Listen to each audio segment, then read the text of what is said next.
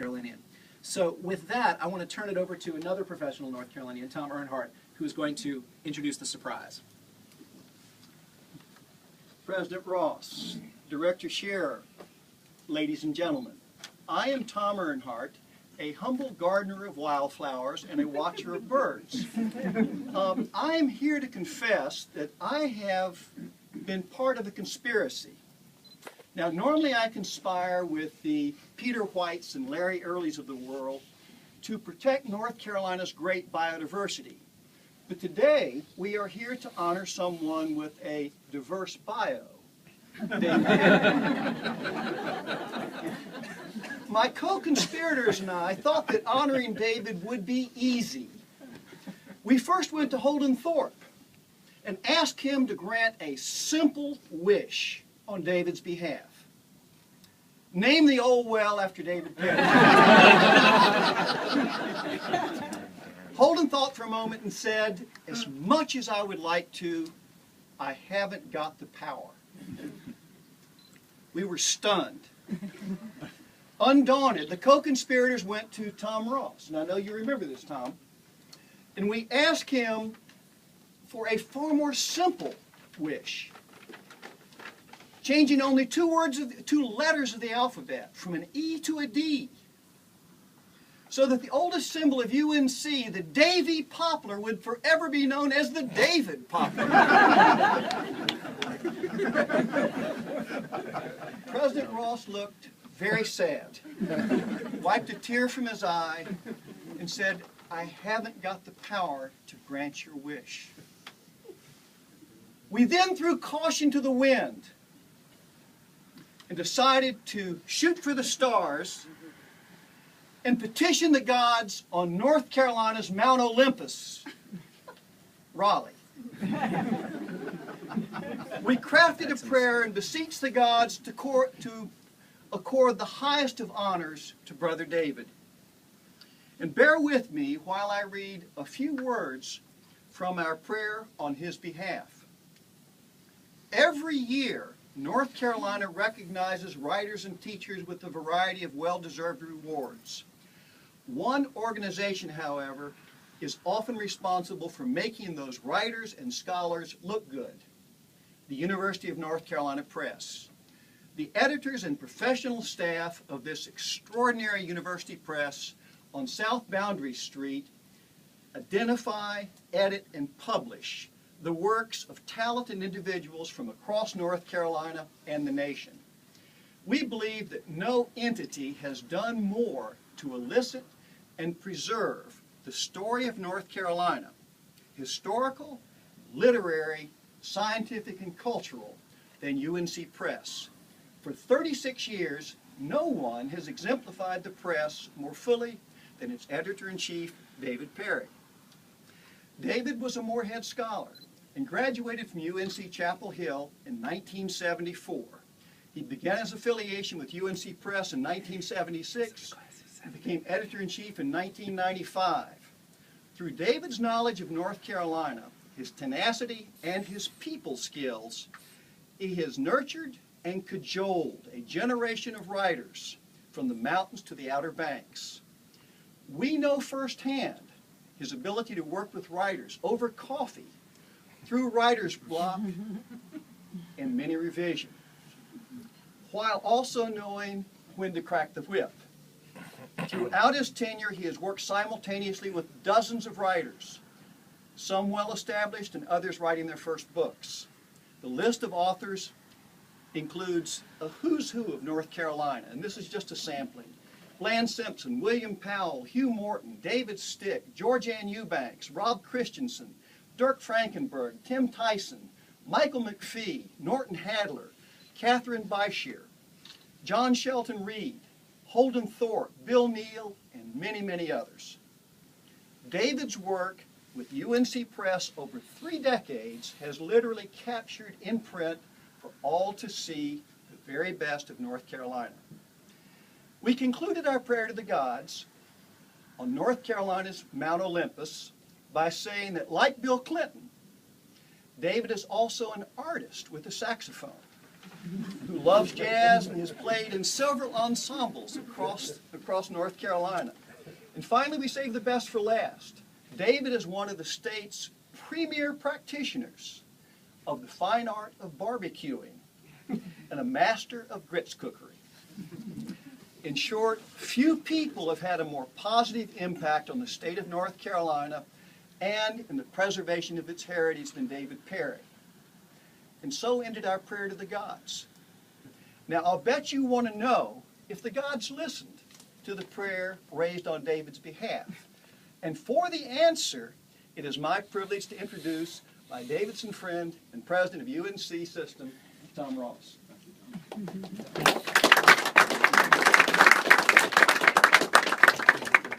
Very easy to follow Tom.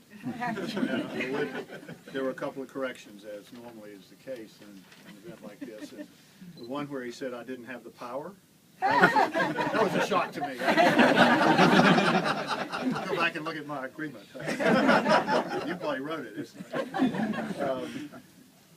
When I first became president, one of my early visits was to this building and to try to learn more about the press. And, you know, I met Kate and learned a lot about the press. I think I met David then too. And that, you know, it was very helpful to me to see how important the press is to the university as a whole, not just this campus, but all of our campuses. And then Kate gave us her news that she wanted to do something other than work full-time all the time, every minute. And we decided that we might allow that after some discussion. And so we got into the process of looking for what I think is the perfect successor, here. And in that process, you know, we talked to a lot of people, and we tried to figure out what would be the right kind of leader going forward. And what I learned from that experience is the UNC Press is the best university press in America. And it's because of the quality of work that goes on here, the staff, and the work that David has done for 34 years. It's also because of the authors that we're privileged to work with at the press, or they are, some of whom I see standing in the room.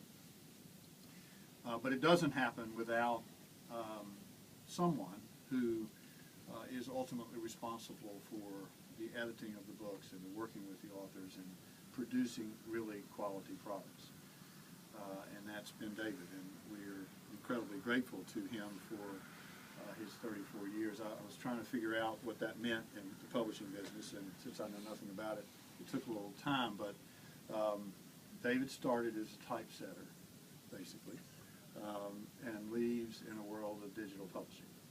So you can imagine all that's happened in that span of time and the adjustments that he's made one step after the next in order to continue the success of the press. And so for that, we're very grateful.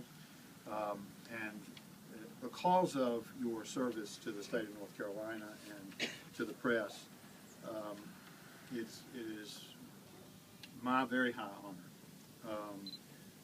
on behalf of the governor of the state of North Carolina to bestow upon you, a North Carolina citizen, the highest honor a governor can bestow. Created in the 1960s, this award is given to residents in recognition of proven service, extraordinary service, to the state of North Carolina. And if I may, I would like to read to you and present to you a certificate that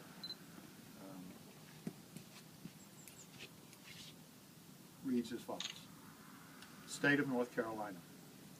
Beverly Eves Perdue, Governor, reposing special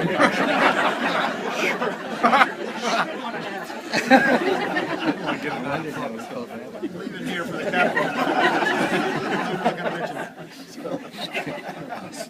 Reposing special confidence in the integrity, learning, and zeal of David Perry, I do hereby present and confer the Order of the Longleaf Pine.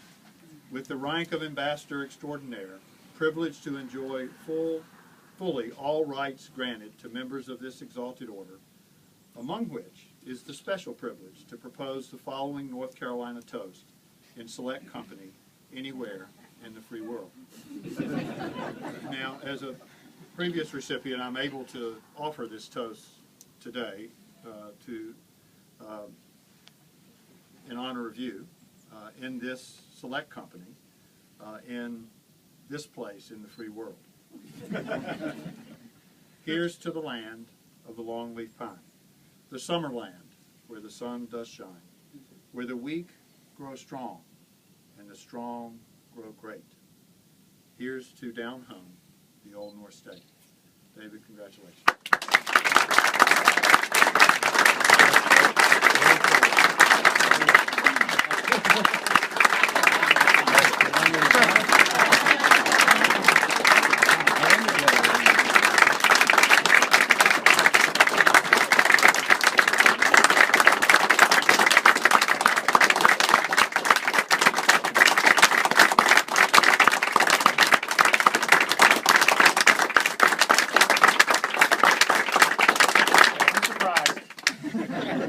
All right, so we're going to let you talk in a minute, but not yet. Oh. We also have to excuse President Ross. Thank you so much for being here. As I said, I have to go to the Capitol.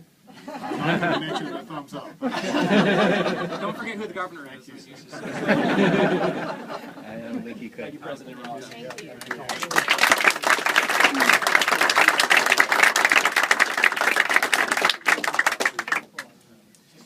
We did actually invite a couple of other folks to say a few words on David's behalf, and so it's my pleasure to introduce, first of all, we'll just go in sequence. First of all, one of David's oldest friends and also a longtime UNC Press author, Bland Simpson.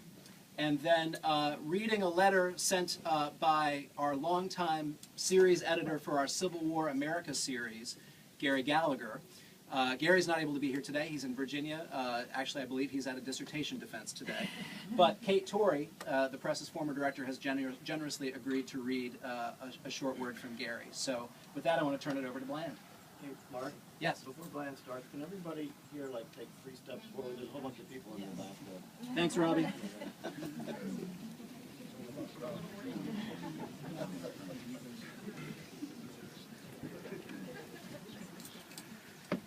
Take a couple more steps forward.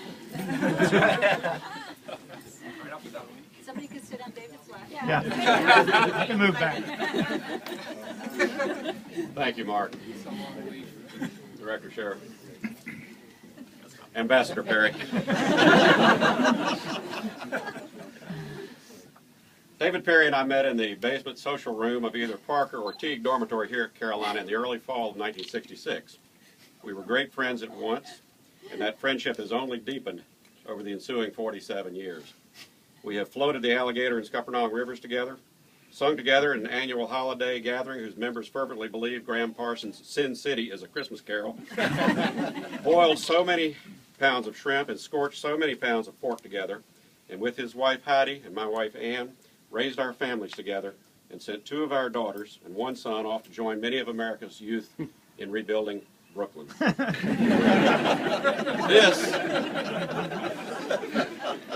This only after our sons bicycled from Chapel Hill to New Orleans by way of Onslow County in eastern North Carolina, surely a unique route, in the blazing hot months of June and July 2008. We have a very good time together, and I won't linger on such episodes as briefly setting the woods on fire at my place while we were getting the coals ready for a holiday barbecue and had inattentively turned aside to examine the quality of some clear liquid someone in Stokes County had sent to David.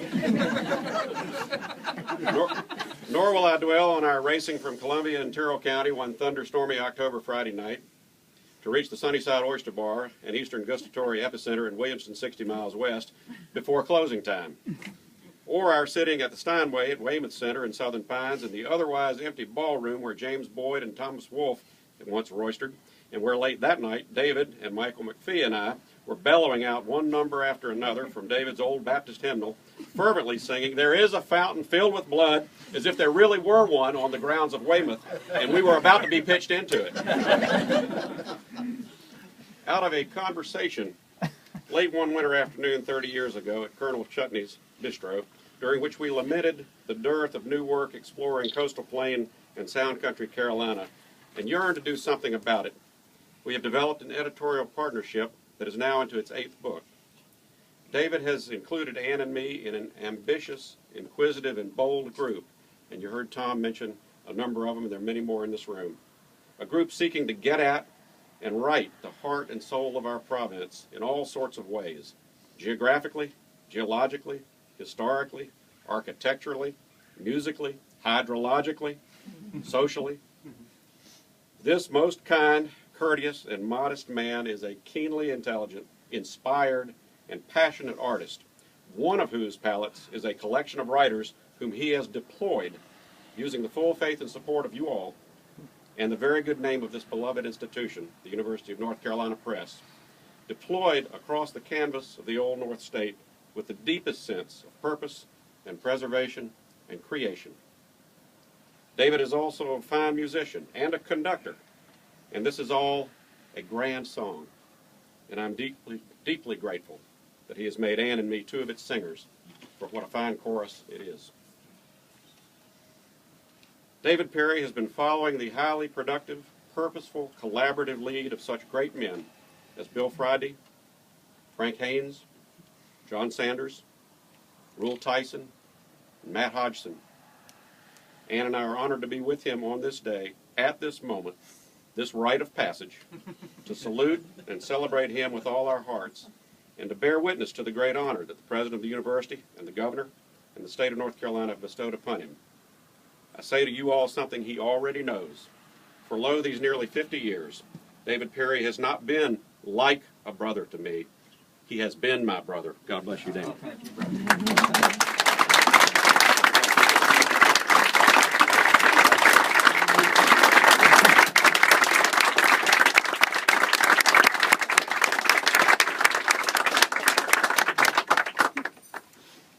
All right. 2 difficult acts to follow, but I'm going to give it my best shot here. I'm going to read a letter from Gary Gallagher, who, as Mark said, is longtime series editor, author, and friend to UNC Press. And I'm going to use the occasion just to riff a little bit and give you all some context.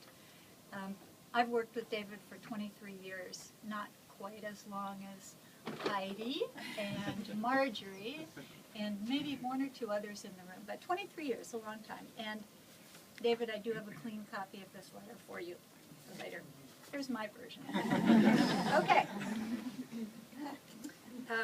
This is from Gary W. Gallagher. He is the John L. Now III Professor in History of the American Civil War at UVA. February 16th, 2013. Dear Carlos, we have to stop right there. We all know that handle from David's email, but what you might not know is, like many offices at UNC Press, we use initials for memos and circulating material. CDP, Carl David Perry, hence Carlos.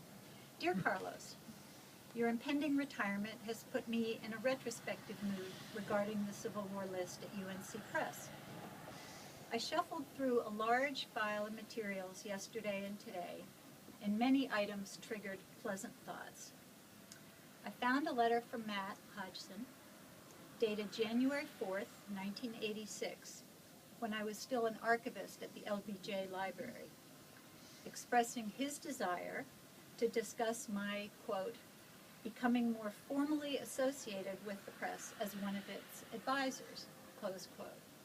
Now, what Gary doesn't say is that this extremely important relationship, which David has nurtured so successfully, grew out of an introduction masterminded by the then editor-in-chief, Iris Tillman Hill, who I think is with us this afternoon. And I just wanted to acknowledge, there's Iris, hi. I wanted to acknowledge Iris's role in setting the stage for the very successful Civil War list that followed. Back to Gary.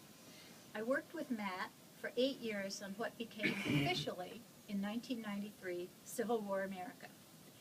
He and I also launched the military campaigns of the Civil War series a year later.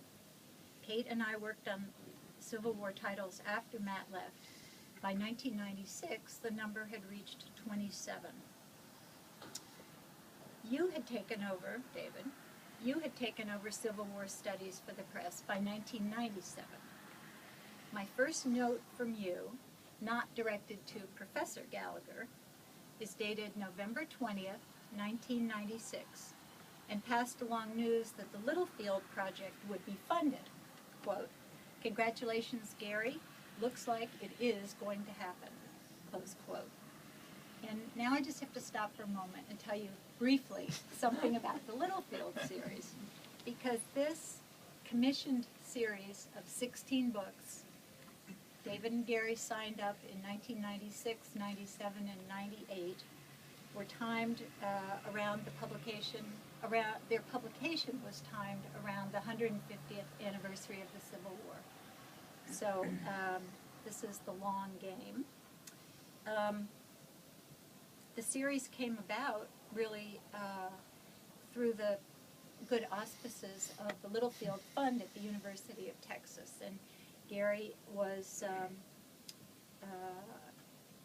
had left Austin by that point, but had very close relationships with Harold Billings, the university librarian, and the force behind the Littlefield Fund.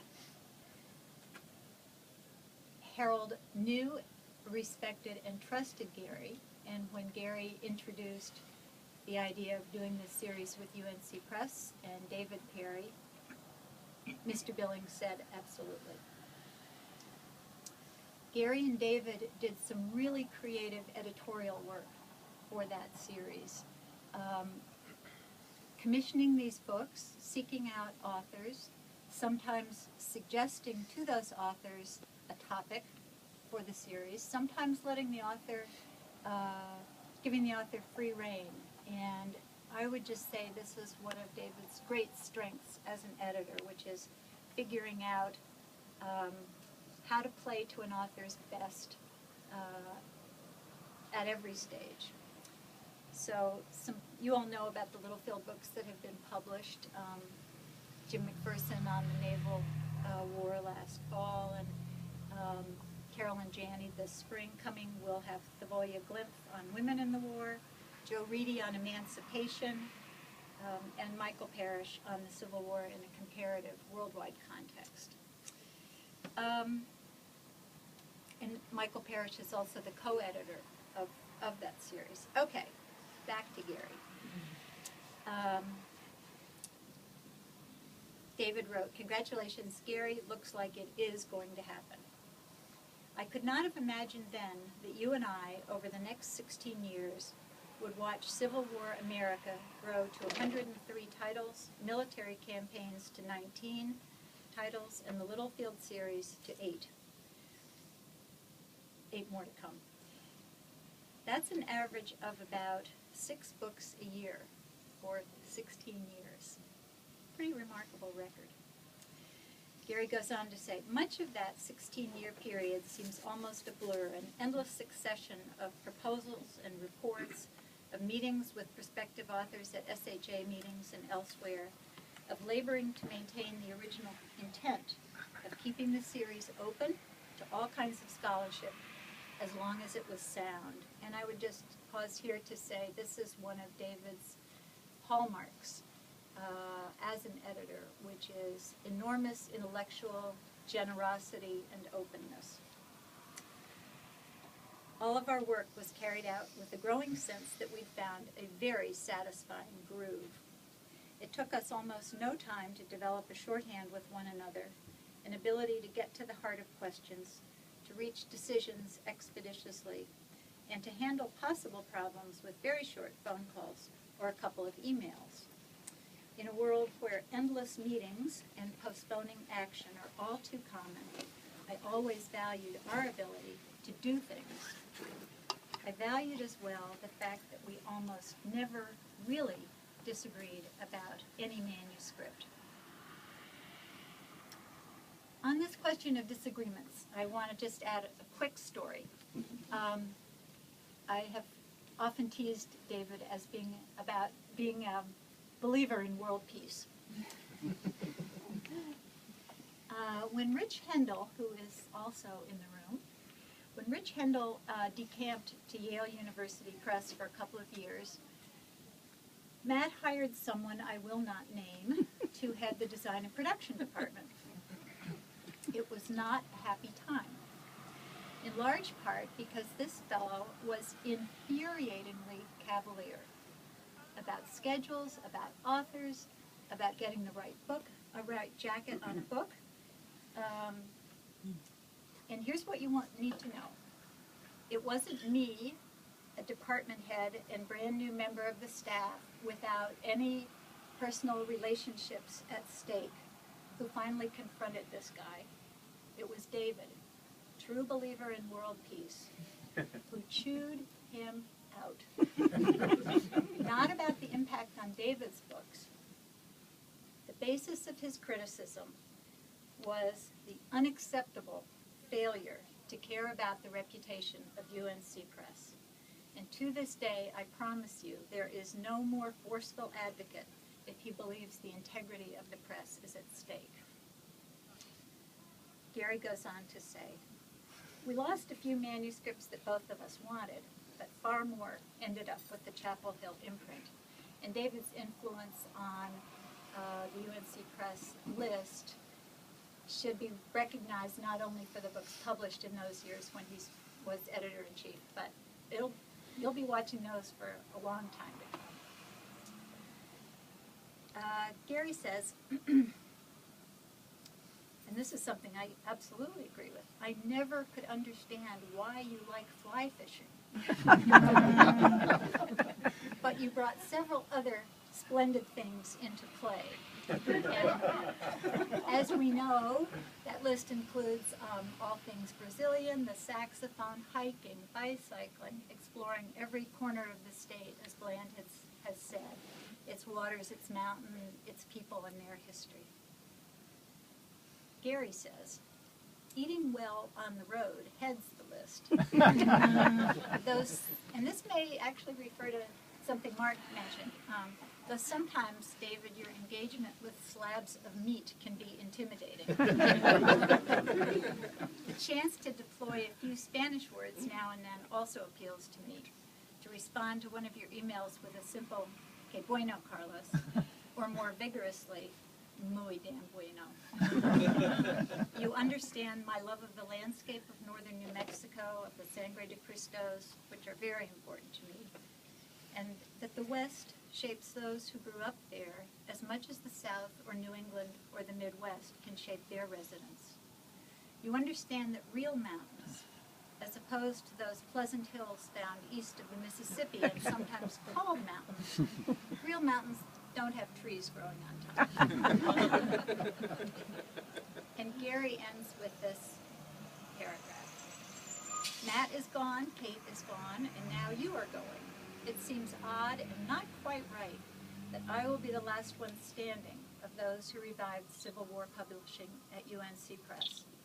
I will be gone soon as well, and I will leave with the fondest memories of the vast numbers of hours you and I spent working with one another and with genuine affection for you as a friend. Wishing you the most splendid fishing, Gary.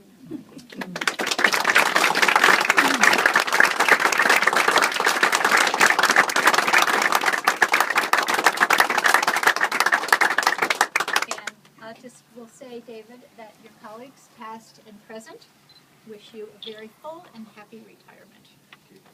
But it's not your turn yet. You're this close. You're this close. The pain is almost over. I know this is the most difficult thing in the world for you.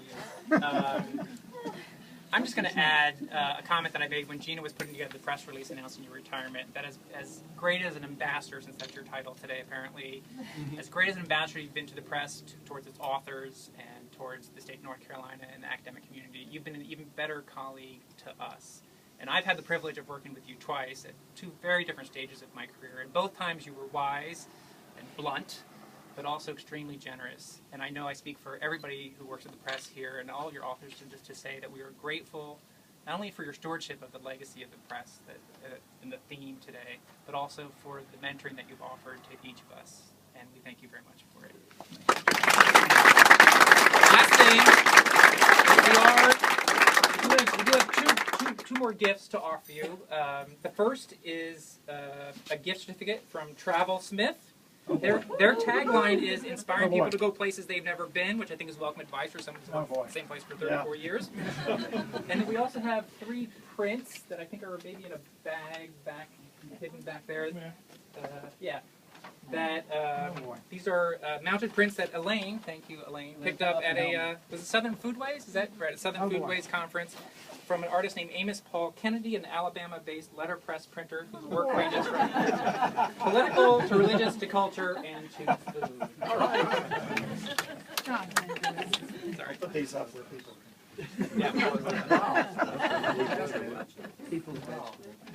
All right, David, the pain is yours now. Now I get to bring the pain. Bring it, Carl. Your conductor's one. Well, this is a long time for you all to stand up without something to drink. Susan Garrett and I were talking before this about the bad habit that Southerners have. You know, they say goodbye, and then they walk to the door, and then they talk some more. She called it vestibuling. I think we're vestibuling a little bit this afternoon.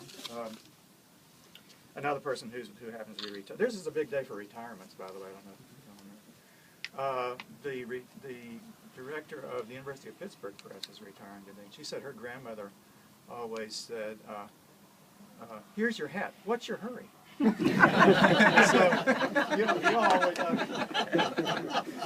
you all probably would like to say that to me now, but I have been waiting to say my piece. And it's 3 pages long, just in case anybody needs to. They're standing. No, it's double spaced. Of course, everything is double spaced. Thank you all for coming. I wasn't sure what to expect today. There had been some secrecy around these arrangements. I was a little disappointed not to see a scooter tricked out like a little Pope-mobile that I could ride around and greet you all with. A couple of weeks ago, we had at our house what we call press chili. And this is something we started some years ago when Robbie Dirks came to the press, and we have it down to a formula now. I make a pot of chili, Robbie makes a pot of chili, others bring sides and desserts and drinks. My wife spends a week cleaning up the house, getting ready for company. And we had a great time, and now some of my colleagues are beginning to wonder if I'm going to pull my shirt off and show you my tattoo that I got for the occasion. I'm not. I could, but if we have a couple of more of those, we'll tweet the photo carrés, that could happen. But anyway, we had a great time. The next day, the thank yous started rolling into my inbox, and as I again told Susan Garrett, who's obviously a very important person today, it's great. A bunch of people do a lot of work, and somehow I get the credit.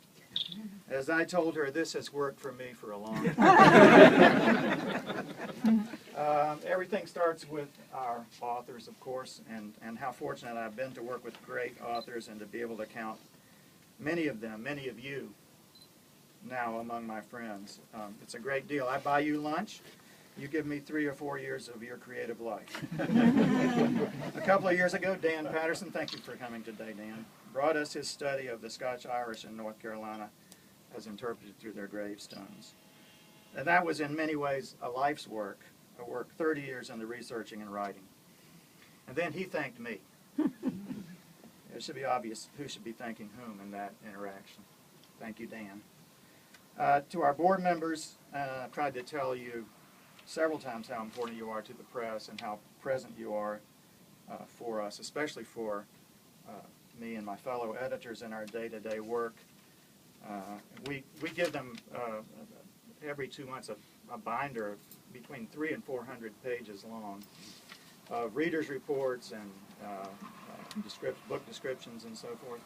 And we know they read it because when we discuss approval for a project, if we don't have every little corner tacked down, they find it. Finally, my wonderful and hardworking colleagues, both here and those who've gone before us. And now I do want to name a few names because they were so important to me, and they were so important to this place. They built and cared for this place where we're now gathered. Matt Hodgson, of course, former editor-in-chief Malcolm Call, executive editor Louis Bateman, former editor-in-chief Iris Hill, I'm so glad she's here today, editors Gwen Duffy and Sandra Eisdorfer, who literally took me under their wings when I first came here, former marketing manager Johanna Grimes, our longtime sales rep Ed Wood, who took me on the road with him and showed me the bookseller's view of our world, our longtime head of production and design Rich Hendel, who left an imprint on everything we do here and how we do it, and former director Kate Torrey. Where did she go? Who trusted me with the awesome responsibility of managing the editorial program of the press. Kate, I hope you don't have to regret that. So I have many to thank today and much to be thankful for. It was so cool, really, to work here. The dream job. I love to tell people I was born in, well, I was born in Duke Hospital, but I lived in Chapel Hill. My parents were here on the GI Bill. I lived in Victory Village, and I grew up in Asheville. So to be able to come back to Chapel Hill and then to spend my work life at UNC Press, what a wonderful gift that was. I think the press found me. I don't know how that happened.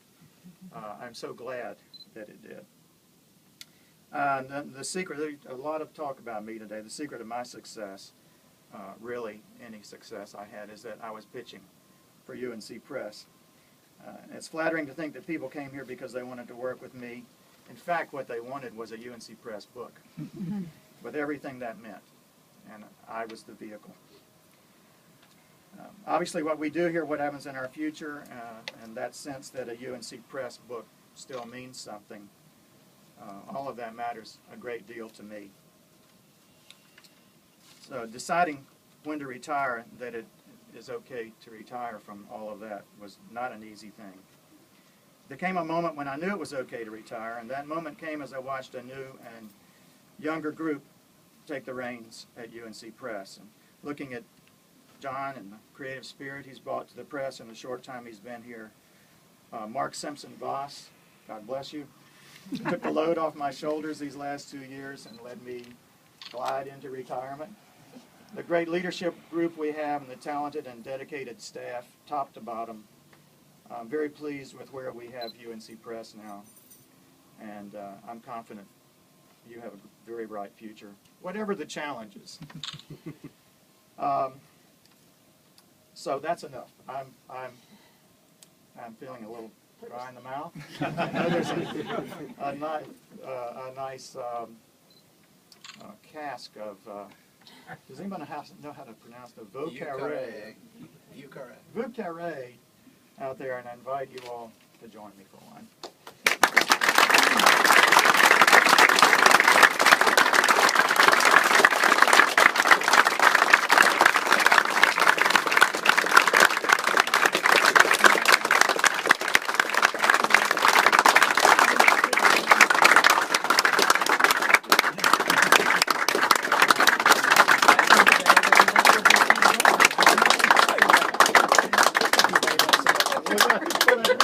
Back check, Amy? Please help yourselves.